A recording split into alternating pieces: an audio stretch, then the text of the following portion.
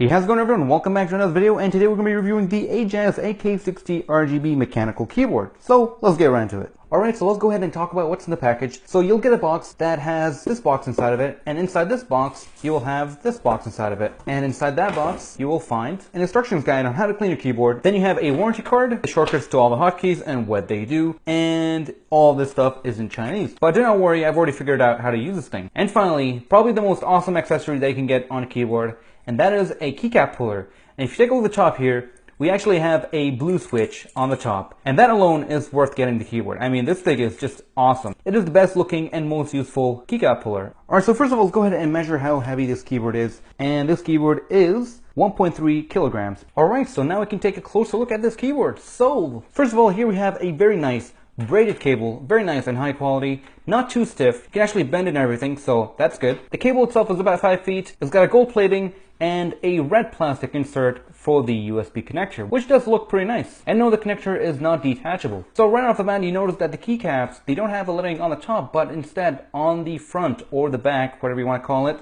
facing you. So they're on the sides, and once you light it up, all the keys will light up that way, so towards you. There are a lot of cool functions on this keyboard. The best part about it, they are all very easy to access. And yes, it does actually have a software, which I'll talk about in just a bit. But first, let's take a closer look at the keyboard itself. First of all, if you're a keyboard enthusiast, you might have noticed that this keyboard kind of resembles some of the DAS keyboards, probably the DAS 4 keyboard, and that's probably because of this area right here with the red knob, which is actually pretty awesome. But yeah, just as a reference, here's a picture of it, boop, right there, and yeah. So yeah, this whole plate right here on the top is aluminum. It is an aluminum build on the front. Not too sure what's on the inside. Maybe I'll do a disassembly. But one thing for sure is this thing is solidly built. I mean, again, it is 1.3 kilograms and it is solid. I mean, there's no flexing whatsoever and it is not bending anywhere. So this is a solid keyboard and the build quality is certainly fantastic. Now, let's take a quick look at the back. So we got a plastic back, some branding, the serial number, and a bunch of rubber feet. So we got 1, 2, 3, 4, and then we have the kickstands right there that are also rubberized, as you guys can see right there, and they are also very nicely built. Now the screws here are hex. I'm not too sure what the exact number of it, but it is a hex. It's not a normal screw, so kind of makes it special. But that is that. Alright, so how's the typing experience? Well, it actually took me about half a day to get used to this keyboard. And usually I'm very skeptical of Chinese keyboards because they sometimes get something really wrong and just ruin the whole keyboard. And usually that happens with the backspace, where they shorten the backspace very much and some things are just shorter than the others. Again, sometimes the shift keys also shorten out and it's just so bad. But here it is perfect. This keyboard is absolutely standard. It's got great spacing and a great feel while typing. This one I believe it comes in blue, which is what we have, red and brown I believe, and currently, as you guys can hear, we have the blue switch. Here's a quick sample of what it sounds like.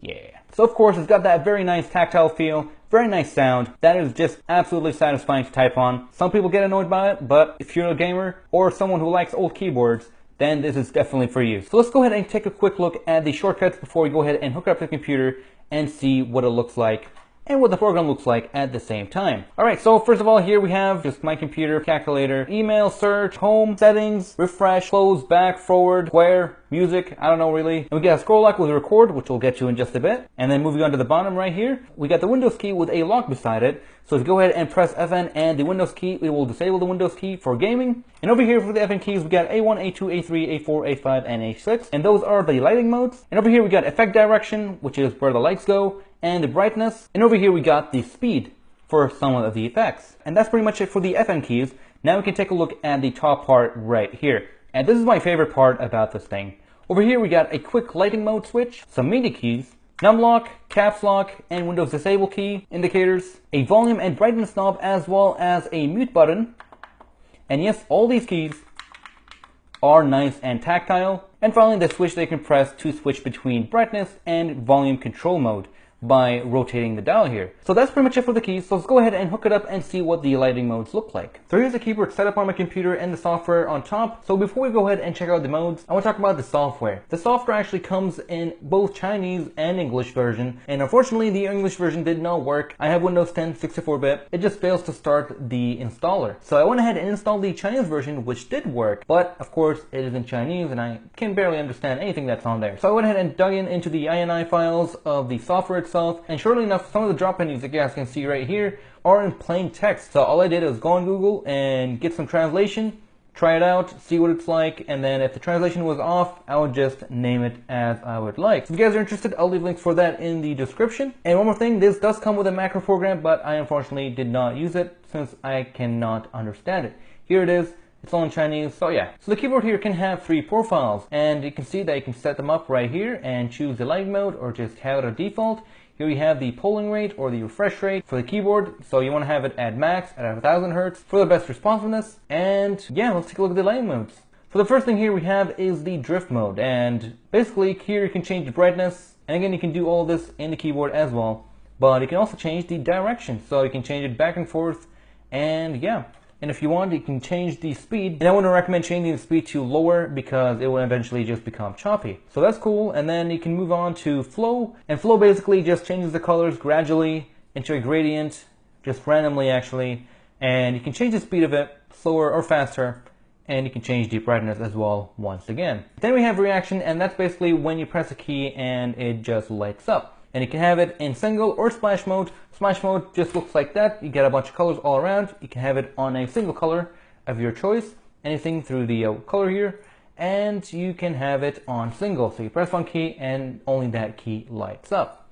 Moving on to per key color, and this is when you can actually go ahead and customize the keyboard to your liking. So each key here can be customized to its own color, and that's what I've done. And what you guys can see right now is actually was set up on the keyboard itself, and I did not use the software. So here we have color and base color, and basically what those are the tools right here. So we have a pen tool as well as an eraser tool. You just go ahead and press on the keys that you want and the colors will change. So let's go ahead and make that more visible by changing the center ones into purple, and you can see that the colors are changing on the keyboard simply by pressing on the on-screen UI. And then when you go delete, the colors will change into whatever base color you have. Moving on to static color changer, this is where you can have the whole keyboard at one color. Very simple, whatever color you want, all the colors, and it's got that cool animation when you change the color to whatever you want. So yeah, it's pretty awesome looking, and yeah, moving on. And then you have breathe, and that's where your keyboard just breathes. I mean, self-explanatory. And again, you have random colors, so it will randomly breathe random colors. Then moving on to the flower bloom, and that's where the keyboard just goes crazy. I'd call it matrix probably, and you just got random colors going all over the place. And here's the matrix, that's what I like to call it, just put green and you got matrix things going on. But you can also have it on random colors, which is again, pretty awesome. Then you have speed, and speed is that, whatever it is. So it flows outwards, and then you can have it flow inwards as well. And you just have random colors flowing like that. And finally, we have the explosion, which is kind of weird, maybe distraction for some people, but here's what it looks like. It goes in the center and kabloom, right? So you got two things going in the center, rotating, kind of a yin-yang thing going on, and then it just explodes. And one last thing, here we have a reset button, so this will reset everything to the default settings. And that's pretty much it for the software. So again, I translate this thing, and if you guys want the link for that, I'll leave it in the description. But on the bright side, the software does work without any hassle or accounts or anything crazy. You just install the software real quick and start using it after you do the translation if you need it in English. There's actually one more effect that I forgot to record, and that would be the ripple effect, which is probably one of the coolest ones out of the bunch here. So here it is. Now if you noticed, when I press one button here, there's a ripple effect going on, and it just splashes all over the keyboard, which is pretty cool. So you can change it to red or whatever color you want, or again, as random colors. So you get a rainbow effect going on, which looks really awesome and cool to show off. So yeah, here's what the keyboard looks like in a brightly lit room. So not the brightest, but it does get the job done, and you can still see the colors. But here's what it looks like from a different angle, because remember, these keys do not shine upwards, they shine outwards, because the LEDs are on the back side or the underside of these switches. So you can see right there, that's the switch, Here's with the keycap brand. I really can't tell what it is. It says ZZV8DV or something. In comparison, I've used Kailh switches before on my ASIO MGK1, which is also a blue mechanical switch, and that again uses Kailh switches. And in comparison to the Kailh switches, I kind of find these much better feeling. There's just a tiny bit difference. This one is just a bit better, and since they have the standard Cherry MX switch mounts, you can attach and adapt whatever keycaps you want. You want to keep in mind that the keys here are actually different sized to give you a very unique experience.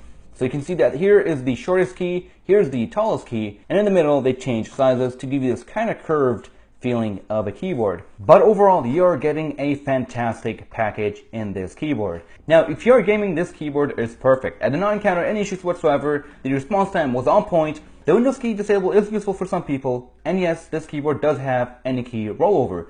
And I have tested that with a program on my computer, and I pretty much smashed all the buttons, just put my hands all over the keys, and they all activated without any hiccups. And I did combinations, and everything works perfectly just like it should, because nothing here has been changed. Again, no short backspaces or short shift keys on each side. Everything is again how it should be. I did a typing test and everything went smoothly, and I did not have any issues while adjusting to this keyboard. This keyboard actually took me half a day to get used to, which is like 5 hours or something when I unboxed it. But once more, here's a typing sample of what it sounds like.